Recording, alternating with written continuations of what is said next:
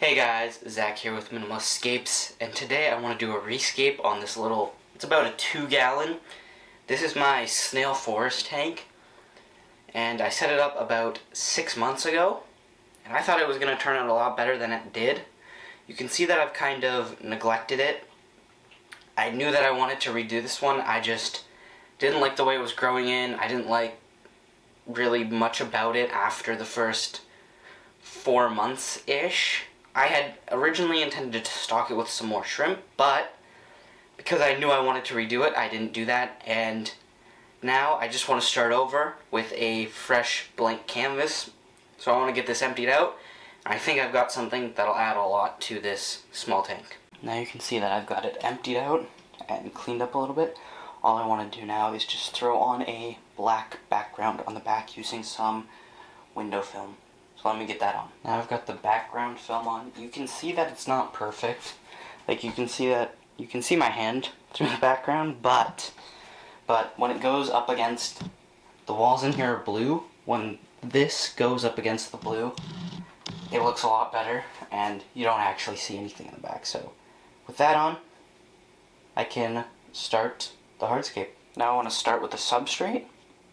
And for this, I'm just going to do what I normally do, and I'll get some topsoil and then some sand to cap it off.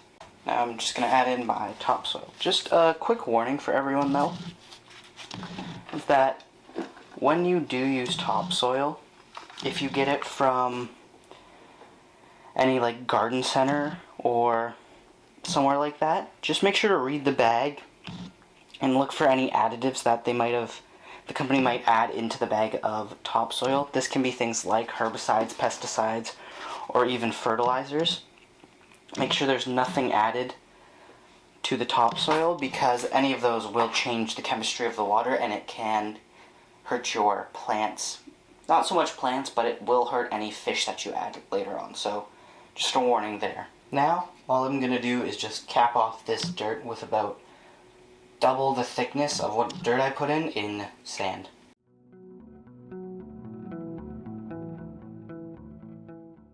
Now for the hardscape, I sort of know what I want to do, but I also want to use these little net pots because I want to include some terrestrial plants that are going to be growing immersed, so I'm going to somehow jam them up sort of in the top back here, and I'm thinking that the best way to do that would be to use like a piece of cork bark like this and sort of wedge it between, but I don't know how well that's going to work because that takes up a lot of space in the tank. So let me kind of fool around with some pieces of hardscape, see what I can land on. Alright, so I've just fooled around a little bit with some cork bark and some other stuff, and I settled on this big piece of dragonstone, and I've got a smaller piece down here supporting it.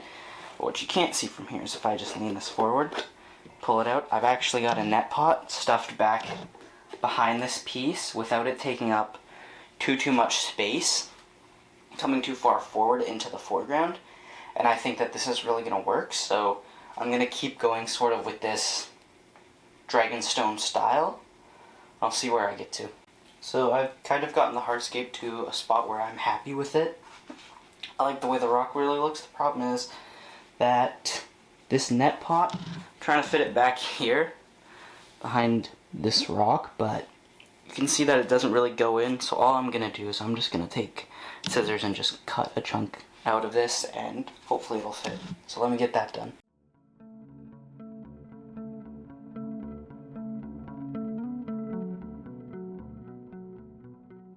Now with this cut, let me just get a little test fit.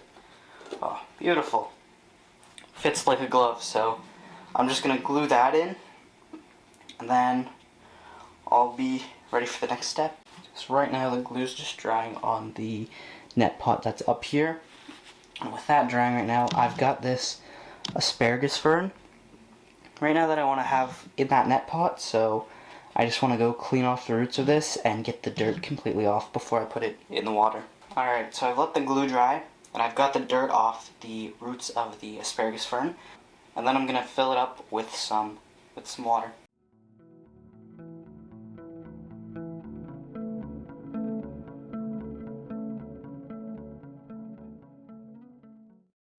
Alright, now that I've got it all filled up, it's time to add in the plant, and the first plant that I want to add in is going to be the ferns that I've got cleaned off. So the first piece is I'm just gonna plant it in this little cup that I had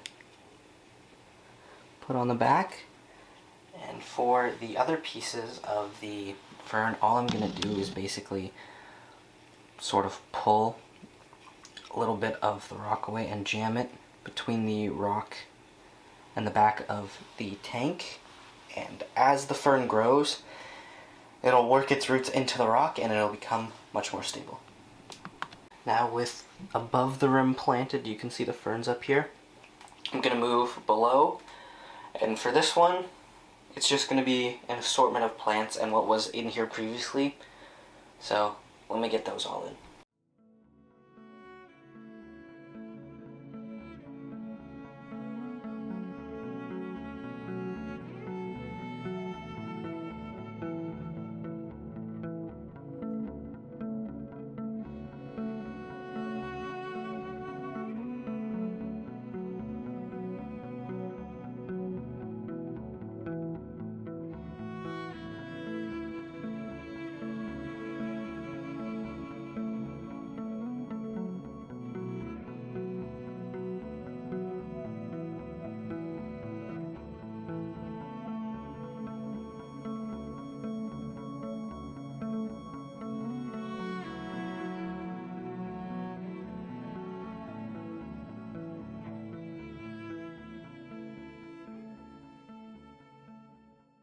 Now that planting's done, all that's left is to wait and let it grow in.